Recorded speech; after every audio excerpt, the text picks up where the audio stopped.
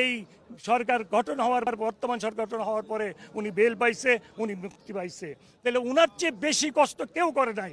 অনেকে বলতে পারেন আপনারা আমি এই কষ্ট করেছি, আমি এইটুকু করেছি, কিন্তু ম্যাডাম জিয়ার চেয়ে বেশি কেউ করেন নাই। তাই ম্যাডাম জিয়ার জন্য দোয়া করবেন। তারেক জিয়া তো কত কষ্ট করছে আপনারা জানেন, ওনার জন্য দোয়া করবেন। আর বিশেষ করে আমাদের সাবেক রাষ্ট্রপতি, আমাদের গণতন্ত্রের প্রবক্তা, বহুদলীয় গণতন্ত্রের প্রবক্তা জিয়া রহমান সাহেব, উনি কি ধরনের ছিল আপনারা জানেন। আমি আমার দলের নেতা কর্মীদেরকে অনুরোধ করব, উনার আদর্শকে আপনারা অনুসরণ করেন। আমরা যদি উনার আদর্শ, উনার সততা, উনার দেশ প্রেম, উনার দেশের মানুষের প্রতি ভালোবাসাকে অনুসরণ করি, তাহলে আমরা মনে করি আল্লাহর রহমতে সুন্দর শাসন ব্যবস্থা যদি আল্লাহ পাক নেন।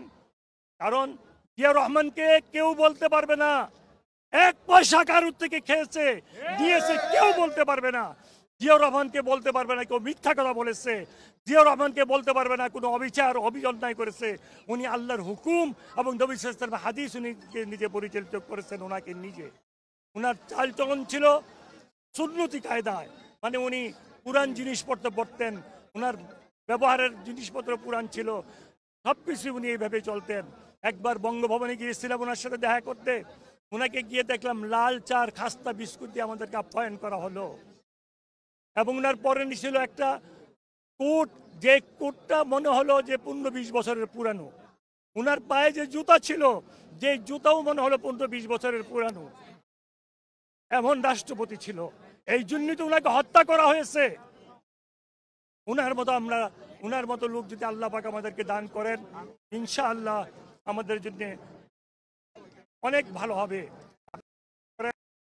বিশেষ করে আমি হাত জোর করে আমাদের দলীয় নেতা কর্মীদের কাছে অনুরোধ করব, বাংলাদেশে যেন আওয়ামী লীগের মতো কোনো অন্যায় অত্যাচার অবিচার না হয়, বাংলাদেশে যেন দখলবাজি না হয়, বাংলাদেশে যেন চাঁদাবাজি না হয়, বাংলাদেশে যেন কোনো জুলুম নির্যাতন অবিচার না হয়, এটা আমাদেরকে লক্ষ্য রাখতে হবে। আর যারা আমাদের দলের মধ্যে এইগুলি করবে তাদেরকে সাথে সাথে ব্যবস্থা নিতে হবে। তেমনিভাবে আমাদের ভারপ্রাপ্ত চেয়ারম্যান দিচ্ছেন, এই নেওয়া নয়, সারা জীবনের জন্য এই দল থেকে বহিষ্কার করতে হবে। অনেক ধন্যবাদ আপনাদেরকে, আল্লাহ রহমত।